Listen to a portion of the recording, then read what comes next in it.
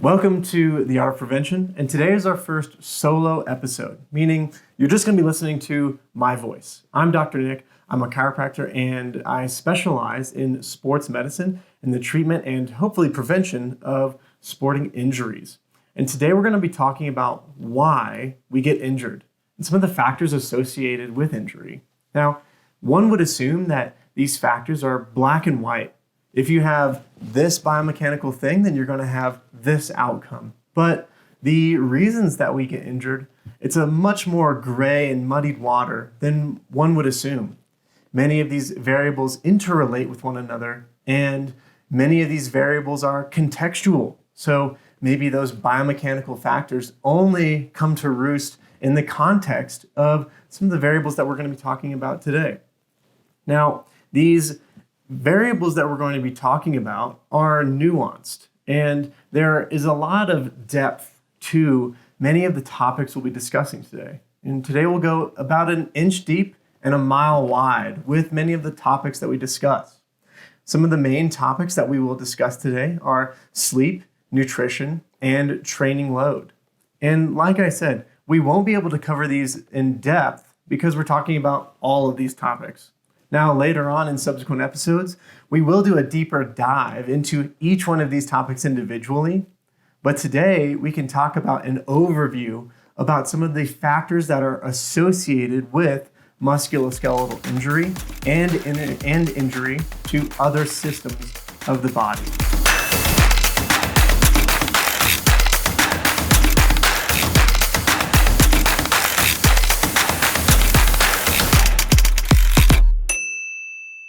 We're going to begin by talking about sleep. So I know everybody really wants to get into, let's talk about footwear or let's talk about biomechanics. But really, one of the biggest associative factors is sleep. And then our next topic, which is nutrition. And then we'll talk a little bit about load and training volume. So sleep is one of the most important physiological activities that we as mammals do. And indeed, all mammals sleep across the entire animal kingdom. Now, the way in which we sleep can differ from some other animals, but one thing that does separate us humans from other animals is that we actually sleep quite a bit. And there are a couple of different phases of sleep. There's REM sleep, there's non-REM sleep, there's light non-REM sleep, and deep non-REM sleep, which we'll get into in subsequent podcasts. But today, we're going to be talking about the real issue that our society seems to have with sleep. And I know sleep has much more come back into vogue recently with a lot of really great content on sleep. But still, when we look at the research and data on sleep and how we are sleeping as a species, if you will, we're really not doing a very good job. Now, overall, in general, adult human beings need between 7 and 9 hours of sleep per night. And that's 7 to 9 hours of uninterrupted sleep. Now, when we look at the teenage population, these are going to be adolescents, people from 13 to 19 or 20 years of age. These individuals actually need more sleep. So these individuals need between 8 and 10 hours of sleep per day. And indeed, these are many of the sporting populations that we see have disturbed sleep or abnormal sleep and pathological sleep patterns. In fact, if you look at the data on collegiate athletes and young athletes, what we see is that between 50% and 75% of these athletes have abnormal or interrupted sleep, and up to 25% of these athletes actually have pathological sleep, sleep that is interrupted and definitively abnormal.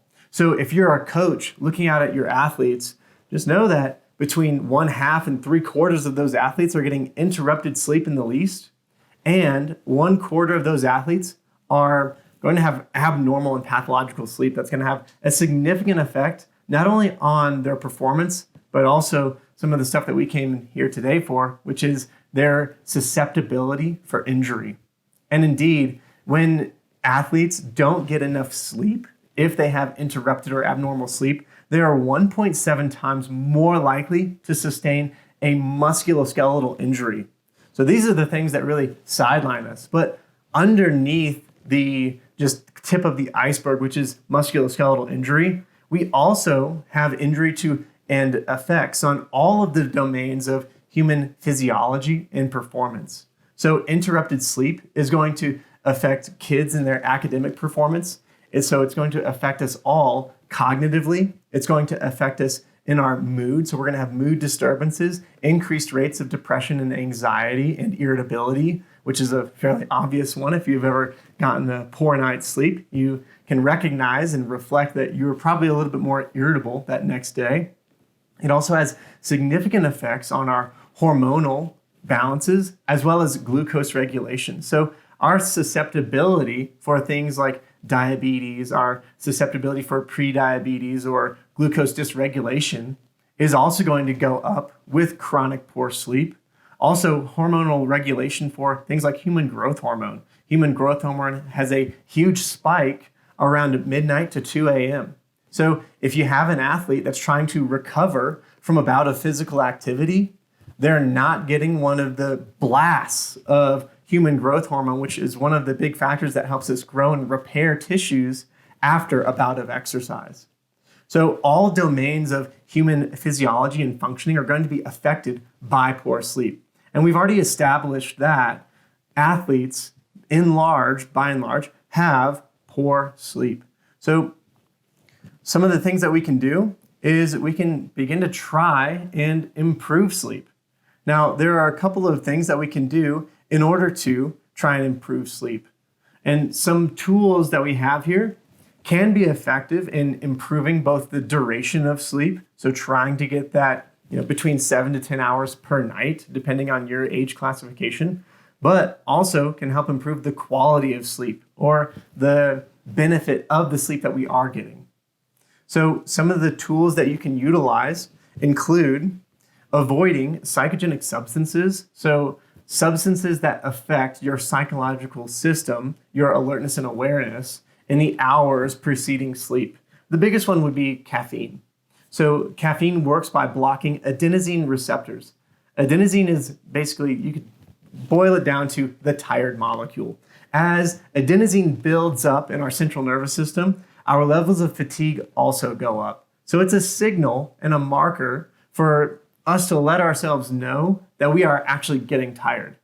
And what caffeine does is it competes for receptors for adenosine. So we have adenosine molecules floating around and circulating within our central nervous system, and they bind to these specific receptors for adenosine. When we ingest caffeine in any form, whether that be coffee, caffeinated soda, caffeinated tea, or energy drinks, we now have caffeine molecules, and these caffeine molecules compete for the receptors for adenosine. So the amount of adenosine that we have is the same, whether we drink caffeine or not. The amount that's being taken up by the receptors is what changes, which is why many individuals will feel and experience a fallout in the middle of the day as the amount of caffeine that we have diminishes. So the half-life of caffeine is a couple of hours. So it takes us between 4 to 6 hours, depending on the individual, to get rid of half of the caffeine that's circulating in your central nervous system and in your body and bloodstream. So this is why many individuals will drink their early morning cup of coffee, and then they'll experience this post-lunch lull. Now, this post-lunch lull is fairly natural. It's supposed to help us with digesting food after lunch, etc. And this is actually a prime opportunity for the next tool that we're going to talk about, which is naps. So we can utilize naps in order to, one, increase the total duration of time that we're sleeping, and we can get out some of that free-floating adenosine, and we can increase alertness and indeed increase performance, especially if we need to perform or train later on in the afternoon or evening. So midday naps can be beneficial for many reasons. Now, if you're someone who has difficulty with initiating sleep, i.e. you'll lay down in bed and you're laying there for an hour, 2 hours before you're able to go to sleep, naps may not be beneficial for you. So like I said, there's a lot of nuances within these topics that we'll explore in later podcasts. But if you're someone who has trouble falling asleep, a midday nap may actually make it more difficult for you to fall asleep in the evening. So naps actually should be avoided. Now, a couple of other psychogenic substances that are typically utilized in individuals are stimulants. So we talked about caffeine, but many of the stimulants in pre-workouts and things like that also can keep us up at night, whether that be taurine, guarana, etc. So it'd be beneficial to avoid these substances late in the afternoon or evening, especially like an evening soft drink that has caffeine definitely needs to be avoided if we want to have proper sleep in the evening. Another common substance that many people will ingest in the evenings but can have a fairly large effect on our sleep and the quality of our sleep is alcohol. So alcohol is a suppressive psychogenic substance. So it will suppress our central nervous system, and sleep onset may actually be improved with alcohol consumption. So some people say, oh, well, alcohol helps me fall asleep. However, some of the different quality associated with sleep, especially our REM sleep, actually begins to decline as alcohol consumption goes up. Especially if you're someone that's under the age of 21, or if you're competing in the NCAA, alcohol is obviously not encouraged, and you should not be ingesting alcohol if you are under the age of 21 because that is illegal. So definitely don't want to be breaking any laws with your consumption of psychogenic substances. But if we do look at alcohol, high rates of alcohol consumption are going to significantly affect the quality and the duration in the end of sleep. Some other tools and things to avoid include screen time near bed. So screens emit this blue light, and this blue light is also emitted by the sun and other light sources. And what blue light does is it's a signal to our central nervous system that we need to be awake at this time. So previously, when our central nervous system and our sleep-wake cycles were developing, we never had access to screens. We only had access to sun as a source of light and maybe like a campfire. But the sun emits this blue light, and it tells a specific region of our brain called the pineal gland to now stop producing this substance called melatonin. Many of us recognize melatonin as a supplement that you can take in order to help us feel drowsy and go to sleep, but we actually naturally produce melatonin out of the pineal gland. So blue light from screens is taken up in a region of our brain called the suprachiasmatic nucleus. And what this does is it signals our pineal gland to stop and halt the production of melatonin. Then, when we see the sun go down in the evening, what that does is it stimulates the pineal gland to now upregulate the production of melatonin. So this will be freely circulating within our central nervous system and our bloodstream. What this does is it makes us feel drowsy, and it makes us feel more relaxed, and it decreases our alertness and awareness and awakeness, if you will. And this helps us with the onset of sleep.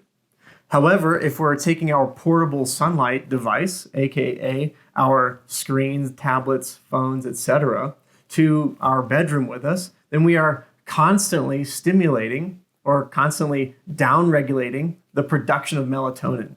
So then individuals will exogenously take melatonin, i.e. in a pill form, in order to fall asleep. And this is just not the most beneficial way to fall asleep. And taking melatonin, the sleep after taking exogenous melatonin is lower quality than a more natural deep sleep. So screen time before bed, within an hour to 2 hours before bed, is definitely a no-go if you really want to increase your performance as a result of getting better sleep. Now, if we get better sleep, are there performance benefits? And indeed, many studies have looked at chronic increases in the duration of sleep. So looking at going to the far end of that spectrum of that 7 to 9 hours or 8 to 10 hours for a teenage athlete or a collegiate athlete.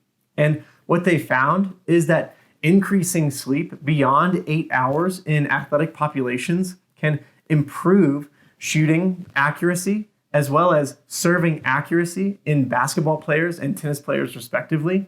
And even short-term improvements in sleep can also be beneficial for endurance cyclists. So if you're a skill sport athlete or an endurance athlete, in these scenarios, improving your sleep and getting better sleep at the high end of that range of normal sleep is going to be very beneficial, not only as far as decreasing your susceptibility for injury, but also an improvement of your performance. And all of those domains that we talked about, as far as hormonal regulation, glucose regulation, bone growth, regular metabolism, etc., are also going to be benefited by getting really good sleep. Now, travel and things like that, as well as overtraining and overreaching in sporting populations, can decrease our ability to get a good night quality sleep. So really want you to try out these tools. However, if you're trying out these tools and you're still having difficulty with sleep, then it's always going to be beneficial to consult a sleep specialist. So a medical professional who has done fellowships and has done other types of training in order to really know the nuances associated with sleep and able to read and analyze your sleep patterns to see what things you need to do in order to get better sleep. So always consult a licensed and properly trained medical professional if you're having really disturbed and pathological sleep. The next topic that I'd like to talk about is nutrition. So nutrition is obviously important because this is basically what we are using in order to create the tissues of our body. Today we're going to go about an inch deep and a mile wide talking about nutrition. We're going to be talking about some of the very important macronutrients associated with nutrition, as well as a light touch on some of the micronutrients associated with proper nutrition. Now, when nutrition is rife with all of these extremist views, one side versus the other. However, today we're going to take a middle of the road pathway, and we're going to be citing information from the American College of Sports Medicine. So the American College of Sports Medicine in 2016 came out with a position statement about nutrition and proper nutritional intakes that are going to be very beneficial for performance and decreasing susceptibility to injury. And susceptibility for injury is very much swayed by the amount of energy that we have, which is a direct manifestation from the nutrition that we're intaking. So if we look at a lot of the injury literature, what we would very consistently find is a significant relationship between low, what we would say, energy availability and the susceptibility for injury. So whether we're looking at basketball players, endurance athletes, strength athletes, gymnasts, etc.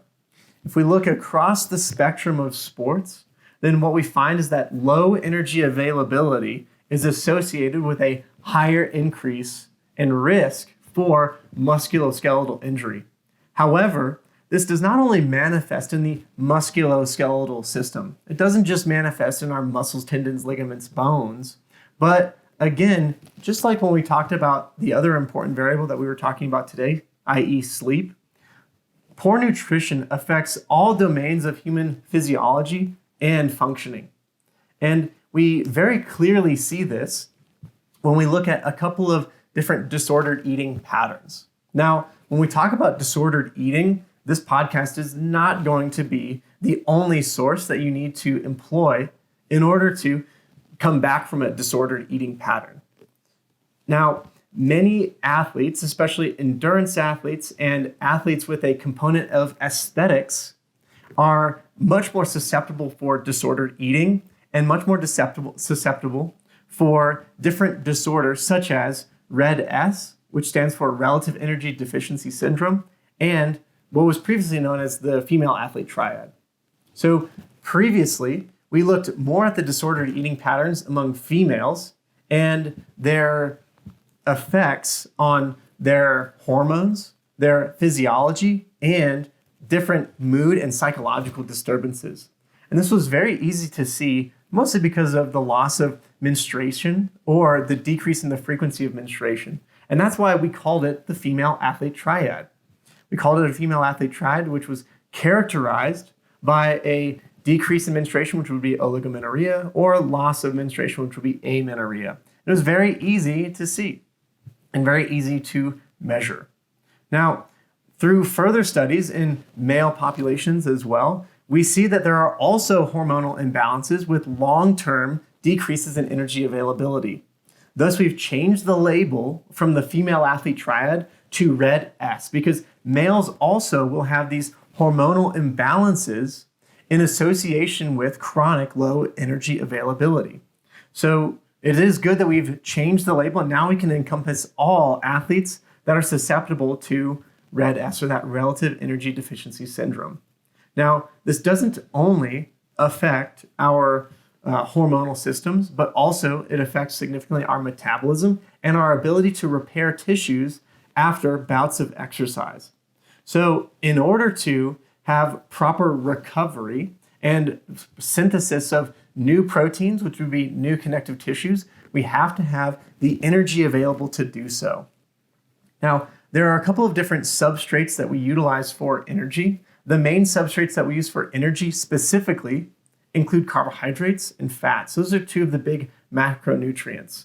Now, we also need to have some of the building blocks for those connective tissues, i.e. proteins and amino acids. So that makes number 3 of our macronutrient composition that we should be intaking daily.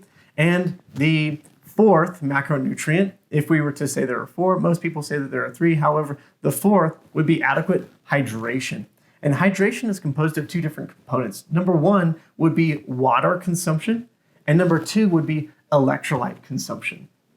Now, we're going to grace all these topics today and give you some good ranges of values that are associated with proper performance and benefiting you in such a way that you don't have low energy availability. The first one that we're going to talk about are carbohydrates. And carbohydrates have really gotten a bad rap recently, and probably because our carbohydrate culture in some sports is maybe a little bit overzealous. But carbohydrates are indeed our main substrate of energy for exercise and performance. So whether we're talking about the aerobic system, the main substrate that we're breaking down for energy in order to produce ATP, the 2 substrates needed are glucose and oxygen. Then if we look at really short-term bouts of exercise, such as a 400-meter sprint or something like that, this would be the anaerobic system. And here, yet again, we are utilizing a process called glycolysis to break down glucose and use it for energy. And indeed, our central nervous system works solely on glucose as a substrate for energy. Now, we can get into arguments and down these rabbit holes of, oh, what about the ketogenic diet? What about high fat and low carbohydrate diet? Where you may explore these topics in the future. However, right now, it's important to recognize that the middle of the road path is probably going to be the best fit for all of us. And when we look at some of the studies, there haven't yet been studies that show an association or performance benefits associated with high fat and low carbohydrate diets in athletes. So there are potentially some studies that show some benefits in petri dishes and things like that, or we can change metabolic markers associated with performance. But when we look at performance gains, there haven't been substantial literature to support high fat and low carbohydrate diet. Now, if that works for you, then that's great. However, we need to give out really good general advice today. And we're going to begin with good general advice as far as carbohydrate intake. Now, in general, one should be taking in a range of carbohydrates depending on the amount of exercise that they perform. So the amount of exercise, it has 2 different variables that are important to consider. Number 1 is the intensity of exercise, and number 2 is the duration of exercise. Now, a range that we can look at for carbohydrate composition and ingestion is from 3 grams to 10 grams per kilogram of body weight per day. So if you're someone who had an hour-long low-intensity practice and it's maybe a recovery day, you may want to be on the lower end of that spectrum, around 3 grams per kilogram of body weight. So for me, I weigh about 60 kilos. So that'd be 180 grams of carbohydrate in that day. Now, back when I was an endurance runner, I may be doing multiple hours of straight up running and continuous running. So that would put me in the category of performing moderate to higher intensity exercise if I was doing something like a high intensity workout. So I would need to increase my carbohydrate ingestion to between probably 8 and 10 grams of carbohydrate that day, especially if I was doing accessory training. Thus, my total amount of time would be around 3 to 4 hours of training in a day. So naturally, my energy consumption needs to be commensurate with the volume of exercise and the intensity of exercise. So we need to consider these factors when we consider macronutrient ingestion. Now, it's always going to be more beneficial to get all of our nutrients from whole food sources and not rely on supplementation. However, with busy schedules and things like that, it can be difficult to get the required macronutrients necessary in order to kind of pay back the debt that we pay with significant energy expenditure from training. And only in those scenarios should we consider supplemental forms of energy. So if you're having trouble getting the amount of calories in per day, then it's going to be important for you to potentially utilize supplements, but always in conjunction with the primary source of nutrients, which would be whole food sources. Next, we have the all-important building block of our connective tissues, which is protein. And especially when I was a runner back in the day, I really didn't prioritize protein. However, it's important to know that across the spectrum of athletics, protein consumption and protein needs are going to be higher than a sedentary population, a population that's not engaging in athletic endeavors on a daily or weekly basis. Now, in general, athletes should shoot for a range between 1.2 and 2 grams of protein per kilogram of body weight. So what that means is that if I weigh 60 kilograms, then I need to shoot for at least 120 grams of protein in a day where I'm performing very vigorous and very intense exercise. So back when I was a runner, I didn't prioritize my protein consumption, but on those days where I was working out maybe 3 or 4 hours in a day, doing a easy run in the morning and then a hard workout in the afternoon and then weightlifting after, I needed to increase my protein consumption and then be consistent with my protein consumption throughout the week. There are no rest days from protein consumption. And in fact, we need to stimulate muscle protein synthesis even on our recovery days. And it may even be more important to make sure that we get adequate protein consumption on our recovery days so that we can really upregulate muscle protein synthesis so that we can repair damaged muscle tissue. So if we're a strength athlete, we're trying to build and hypertrophy our muscle tissue. In this scenario, definitely want to be on the higher end of the spectrum between 1.5 and 2.0 grams of protein per kilogram of body weight per day. But the important fact that I want to make is that even if you're an endurance athlete, you're going to want to shoot for upper ends of 1.2 to 2.0 grams of protein per kilogram of body weight in a day. All of that muscle soreness that you're feeling, some of that is associated with muscle damage, muscle tearing from your endurance exercise. So obviously, we need to repair muscle tissue and build it back up so that we can get back to performing at high levels.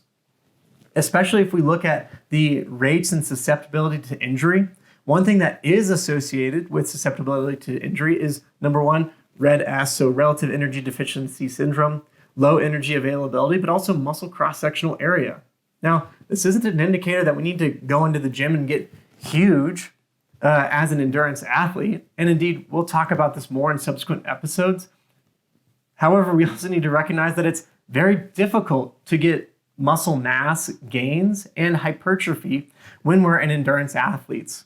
And that's largely because of some of the competing hormonal and epigenetic factors associated with endurance exercise. So especially when we have releases of PGC1 alpha and things like that, this actually downregulates our ability to produce mTOR or begin the pathway for mTOR, which is the pathway for muscle hypertrophy. This is all just to say that increasing your protein consumption as an endurance athlete is definitely not going to be a bad thing and will actually benefit you performance-wise and decrease your susceptibility to injury in the long run.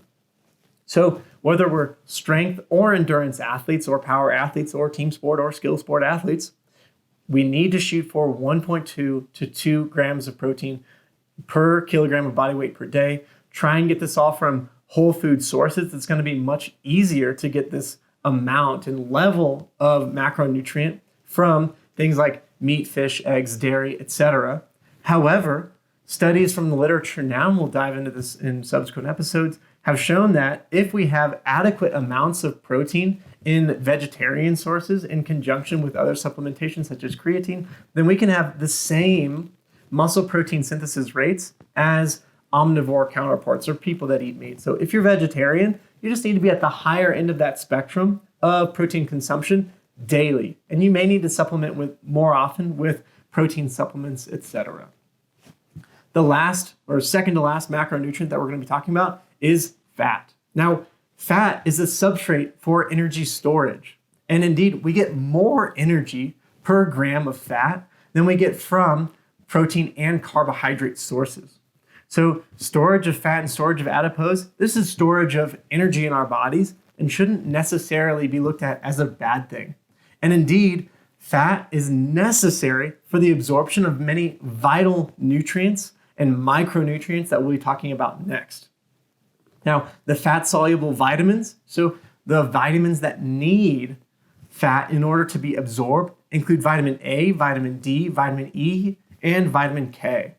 So if you're doing a no-fat diet and you're only doing carbohydrates and protein because you don't want to gain weight or something like that, in that scenario, you're going to not only be more deficient in energy stores, but you are also going to be very susceptible to decreases in the availability of vitamins A, D, E, and K.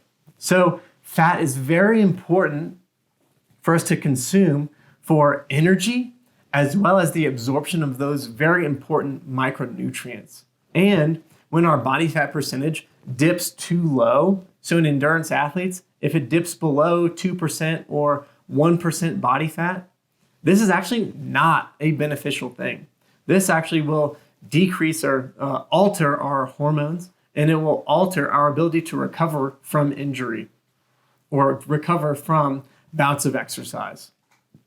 The next macronutrient that we need to talk about is water, all important for hydration and the normal factors associated with physical performance.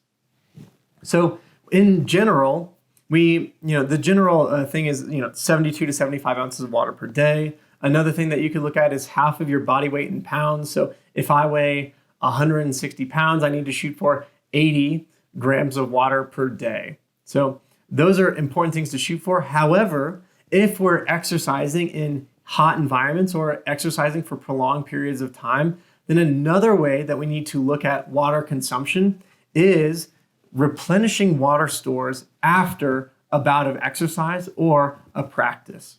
So one way in which we can measure the amount of water that we expend is take your body weight before the exercise and then take your body weight after the exercise and see what the difference is in those two scenarios. When we have a significant difference there, and you'll be surprised at the amount of water that you're able to sweat out and excrete during exercise as we thermoregulate. That's one of the reasons that we sweat so much, is so that we can give away excess heat that's produced by our musculoskeletal system. What we can lose is between 2, 3, 5 pounds of body weight. So that is largely our water stores going and being excreted for thermoregulation. And when we do this, we need to replenish those water and electrolyte stores by 100 to 150%. So if I lose 5 pounds during a really, really intense long run or a long workout, then I'm going to need to intake up to 5, even maybe up to 6 pounds of water in order to adequately replenish my water stores. Now, the hydration equation, if you will, is not only water consumption, but also electrolyte consumption. So when we're talking about electrolytes, we're talking about salt, magnesium, potassium, and other electrolytes. So these are things that dissociate in water and they can conduct an electrical charge within water, all these different things. But what's most important is these are very necessary components for normal functioning of our cells and muscle tissue. And this is why individuals like endurance or ultra endurance athletes can go into a race, they'll be drinking water like crazy, and then they still have the symptoms of dehydration and even other symptoms that are even quite nefarious, just like severe dehydration. So we need to make sure that we're also co-ingesting things like electrolytes as we are performing exercise, especially if we are performing exercise in hot environments. So especially if we're in the summer or in warmer climates and environments. Now, we also have a couple of very important micronutrients that we'll be talking about now.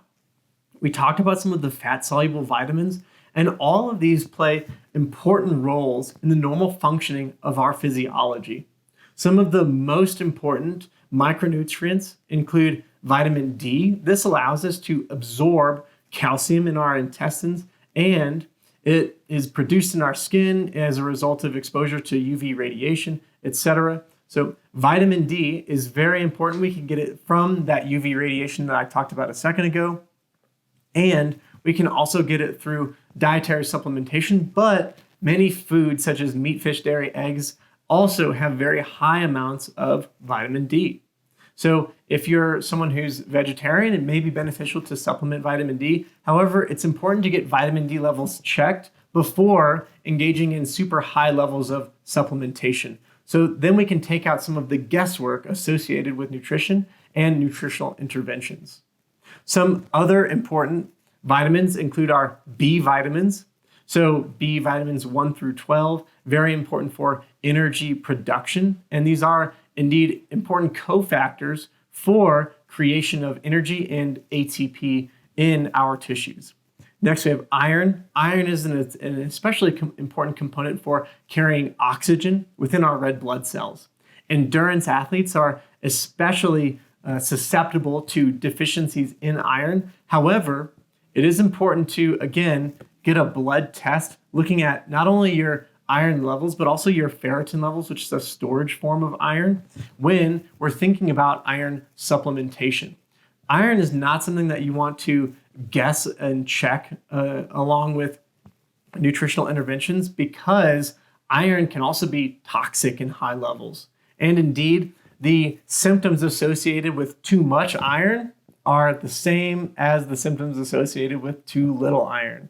So if you're very much concerned about your iron levels, it's important to get blood tests and to get the right blood tests. Vitamin C is also a very important micronutrient for connective tissue formation.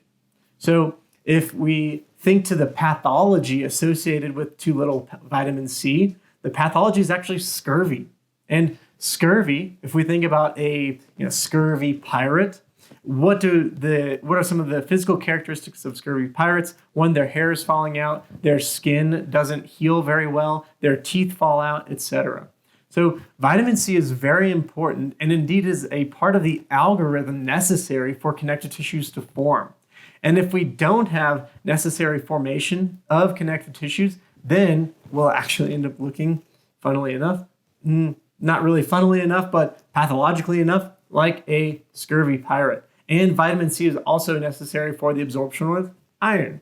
So vitamin C, very necessary. Again, we want to get vitamin C and all these other vitamins and nutrients through whole food sources primarily, and then potentially utilize supplemental sources as a backdrop of protection for us. Now, next is training load and training volume. Now, I think there is a ton of nuance associated with training load and increasing our susceptibility to injury. One of the PhD researchers for injury prevention, Tim Gabbett, is famously quoted, I'll probably misquote it here, as saying, it's not the load that breaks us down, but it's the load that we're not prepared for.